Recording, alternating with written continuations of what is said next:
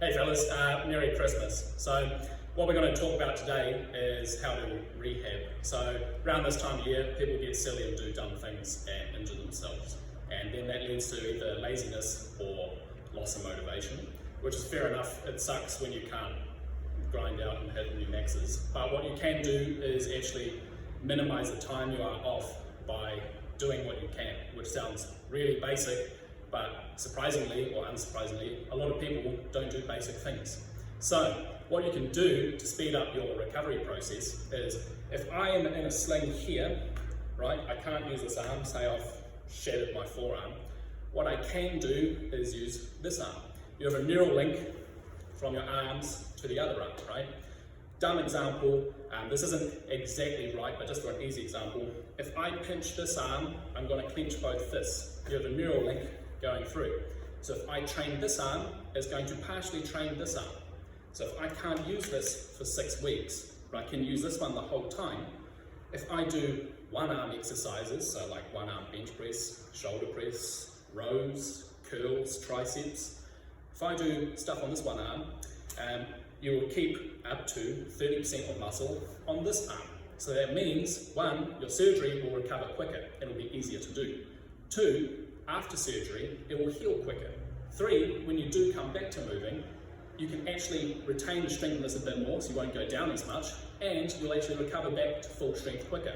Sure, you might look like quagmire after a lockdown, but you will come back a lot stronger quicker. And the same again with a leg injury.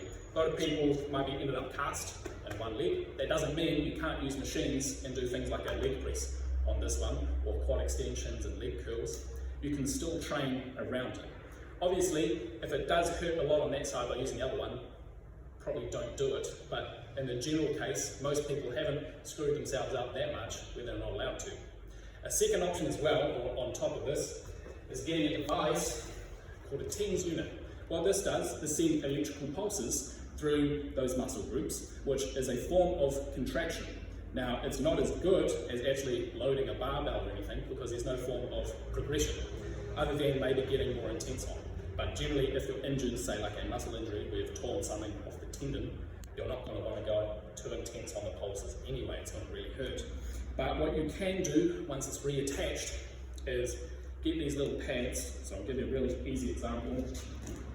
You take them off, put them on. Obviously don't put it on your forearm, this is just me sticking it on. And what it will do is when you turn it on, it will send contractions through the muscle group. And you might be wondering, why would you want to do that? It's because, same again, if you're doing one arm work, this side keeping the neural link and keeping this slightly stronger than before, by using the contractor from the TENS unit and the electrical pulses contracting the muscle, you'll retain slightly more muscle mass there as well. So, assuming it is a broken bone and you're not casted, you can actually kind of put it on there without too much hassle on the bone itself.